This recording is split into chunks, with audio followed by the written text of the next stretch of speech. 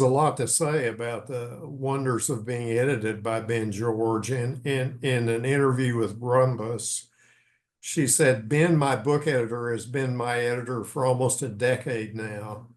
So there's also a kind of richness and accumulation that comes from working on multiple projects with each other and trusting him, because we've gone through so many projects in the past, and trusting the way that he is able to read through the lyricism or poetry or whatever might be working in my prose, even before the thinking has finally arrived. He's always able to spot those moments and say, it feels like there's something more here that you're trying to say. There are 1,000 moments that come to mind from Splinters. Ben was somehow able to see the parts of my psyche that hadn't made it into the version of the story, where the kind of bow had been tied prematurely or too neatly or too early. Would you say anything about those comments? Provide an example of what she's describing, whatever. Well, Leslie is very kind. Um, the I mean, the thing is, when you're working with someone like Leslie, who's one of really our premier nonfiction writers, I believe in the culture today, it's joy, it's excitement because you see uh, these tremendous things that she is capable of, and just the thought of working with her mind, um, this tremendous and superior mind, and then also um, the linguistic flights that she's capable of, and you put all that together. I mean, you're just kind of like rubbing your hands about like how amazing it is to get to work on this writing with this writer.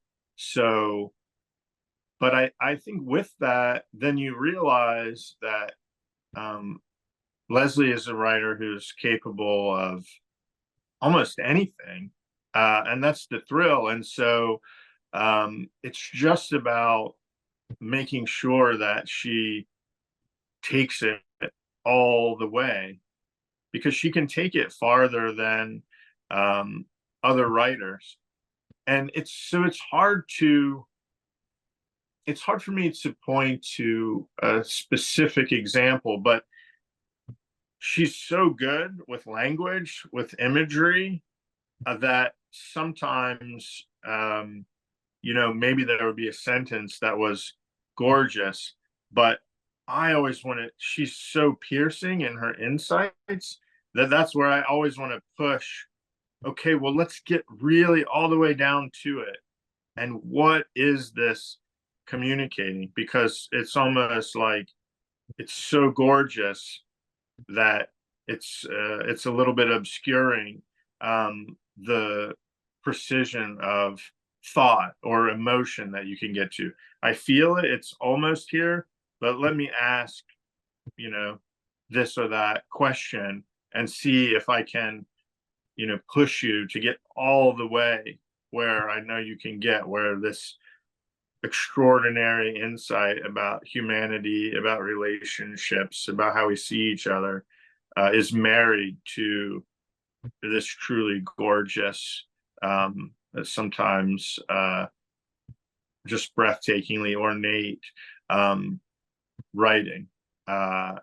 So that's really what I do with her is it's just a sense of where she is almost there, but she can go even farther because she has such a capacious mind. And you might, or it might be that you see, sometimes you do see a connection developing, that the author that's there subconsciously, but that they haven't quite made explicit in the material. And you can show how this thing that you do in this first part is resonating with this, and then we can make it resonate even more. And then sometimes it's just asking questions. It was one of the things with Splinters was realizing how good she was at writing about her parents' marriage.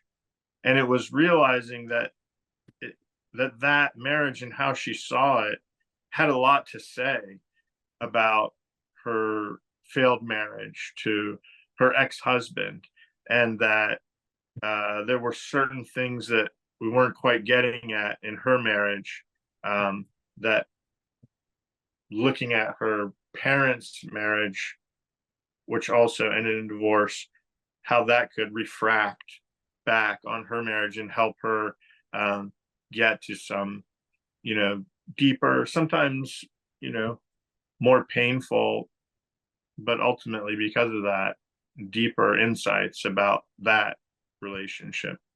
And that all was just born out of the trust that I was talking about earlier that developed over time. Yeah, early in my career, I read and wrote about the confessional poets and Robert Lowell, Sylvia Plath, and Berryman, and all those people.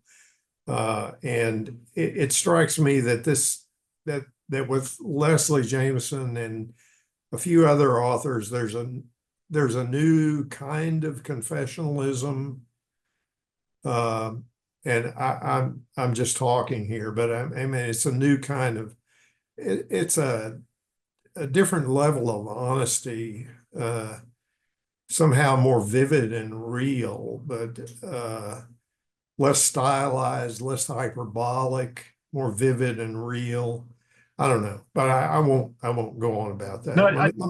I think that's a good, a really good observation. I think Yeah, that's accurate. And but I think the important part is that I do believe that Leslie is brave in the way that she writes, and I think that's an important characteristic. But it's also, I know that she, for instance, would flinch a little bit at the word raw, which will often be used of her because it's not really raw. It's so there's so much artifice. It's so poured over. It's so worked over. It's about taking the raw, taking that just blunt, brave confession, and then turning it into something that with the power of art. And I think that's what she works the hardest at. But to your point, I think she's often been compared to Joan Didion and Susan Sontag, but I think she makes revelations and says things that you wouldn't find in the work of those writers necessarily. I agree.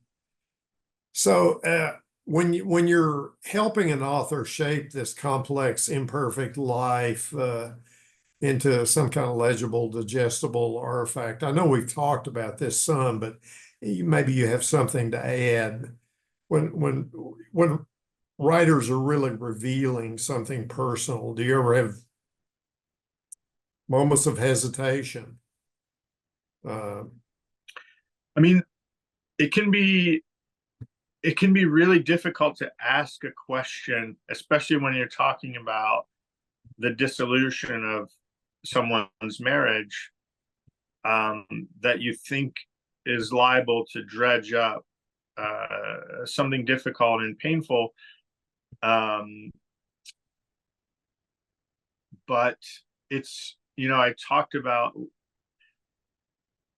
the hollowness in the wall, and that was a phrase that Leslie and I discussed. It was like, if you are knocking on the wall and you think, based on what you're saying here, there's just a little feeling that you're not telling us the most important part of this because it's difficult and you want to naturally avoid it. And it's about not being purient, which I hate about a certain kind of memoir or memoir enthusiast, but it's about what is necessary for the story you're telling. And being you have to be unafraid as the editor to ask some difficult questions, but you try to always do it in the right spirit. So I think there were a few times where you know it uh, you know was difficult asking certain questions or having a few uncomfortable conversations, but where I knew they were necessary, and where, to her credit, she trusted me and could be open and listen to those and know that we both wanted the best for the book. Do you ever take into consideration with somebody like Leslie Jamison, who's so popular, and especially among a kind of known audience, some critics describe her as an influencer or having a following. While editing a book, do you imagine their point of view, the expectations that they have for a Jamison book? It's kind of an off the wall question, but I don't, because I think that would be crippling. I think I would just sort of get paralyzed if I thought too much about a specific Leslie Jamison reader, because I know she does have many ardent fans, people who say, like Leslie could be writing about, putting jam on toast and I would read it. That's how much I love her work. But I do think always about a more general reader. And that's the trick, I think, of the editor, is that you can't get rid of your biases. You could only be yourself and who you are, and you're interacting with the text. But I am also trying to think of whoever the general reader, as much as such a thing actually exists. I'm trying to think of that as much as I can and ask questions on their behalf, because there might be something that I already know or have, for whatever reason, some esoteric knowledge of, but I am doubtful that the reader is going to. And so in that case, I'm trying to stand in for the reader. I mean, shifting away from Leslie just for a second, I would say the most recent book I worked on that was published just this last month is a debut novel by a Venezuelan writer named Alejandro Puyana. It's called Freedom is a Feast. It's the first novel written in English by a Venezuelan American to be published. It tells an extraordinary story of about 50 years of history in Venezuela, from the mid 60s up until Chavez's death in 2013. Our publisher had jokingly referred to it as "For Whom the Venezuelan Bell Tolls." But in editing that and trying to think of an American reader, my point always at every stage with the writer when we were editing is that it's almost like you're going to be smuggling in all this terrific education of the history and politics of Venezuela. But you for the American reader, you got to make this book like that's all the extra.